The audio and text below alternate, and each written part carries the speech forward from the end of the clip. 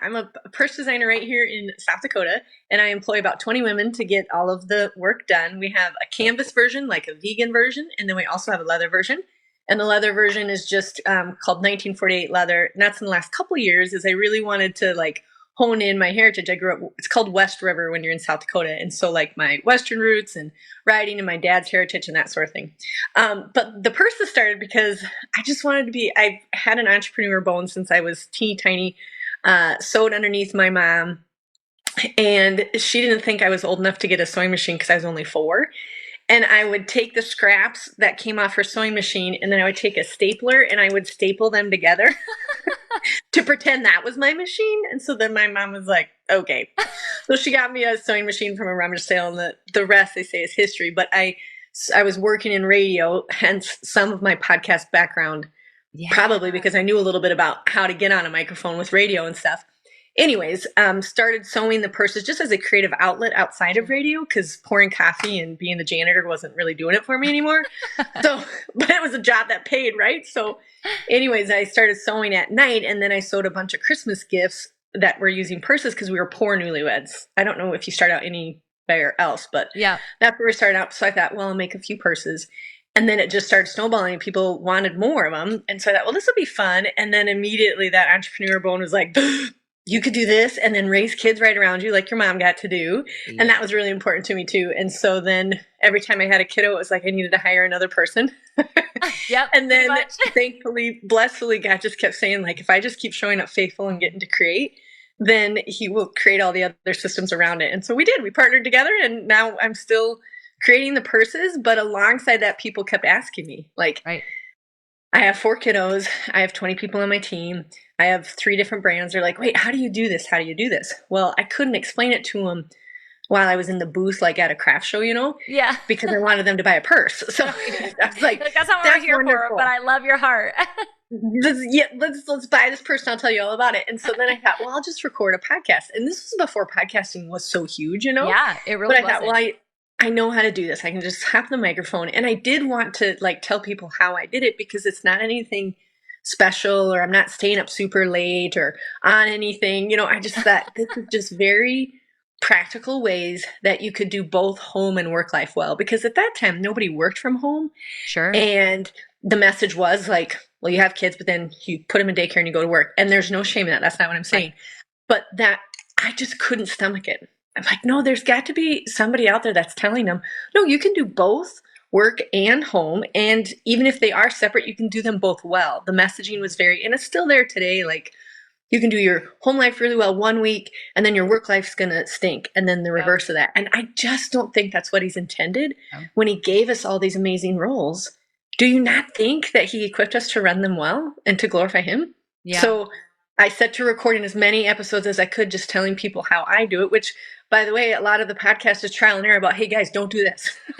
Yeah, exactly. This happened yesterday, so don't do that thing. Right. Yep. So, and you know, I already wrote down one episode as you were talking. I'm like, ooh, yep, we should probably tell people about that mistake. And so that's a very short synopsis of how we got here. That's amazing. Well, and if we want to like relate it biblically, obviously the Proverbs 31 woman, like everyone wants to be that.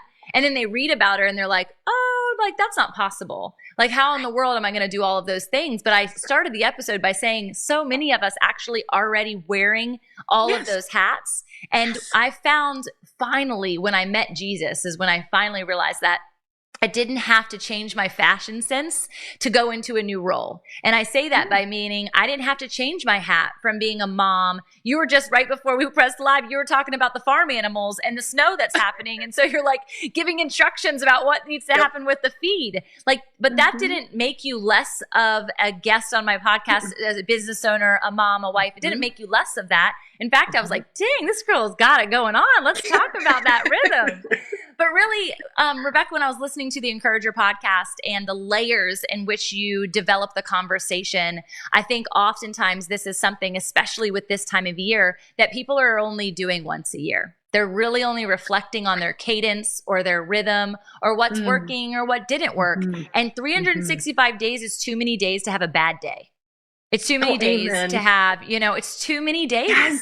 And so how, as you're teaching people and you're hearing these constant questions of how do you do it all? what does rhythm look like? Because I don't believe in work-life balance. It's kind of probably similar to what you're saying. It's not one day it's work, one day it's life. No, it's all the same. So tell us some of your biggest takeaways, because this is a part of what then equipped you to develop the Encourager Academy, which I think is so dynamic that you said yes to that after the podcast.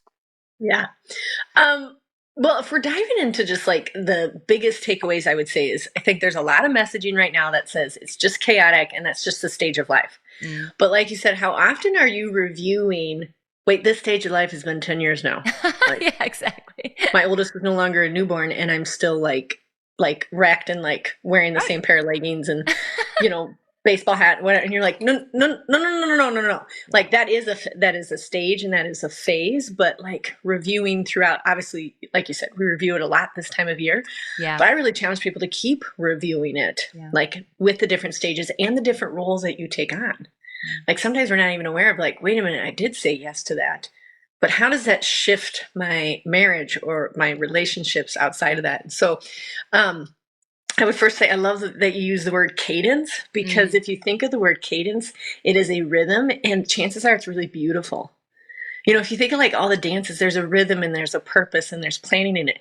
That's the same way that God created all of us to have this beautiful cadence that glorifies him. And it's not crazy funk music where we are, in this like chaotic zone. He's like, and there's some crazy dances out there, but like he wants, the tree grows the same way every single time. There is order. And that's not also to be like, you guys have to be straight laced and I'm very orderly. Nope, that's not true of me either. But there is a definite cadence and you can slide into that. And then when you get out of that cadence, if you have things dialed in, you can jump back into it and be like, this is what's going wrong. So part of the reason, or part of the way that I've created a cadence, is that I really started evaluating that there's about 5 systems, I figure, for everybody's life. Now, that's a bold statement. So I'm sure you guys will be like, I found another system. But mostly, these 5 cover a lot of it for us as we're thinking about the sentence, like, I feel chaotic in everything.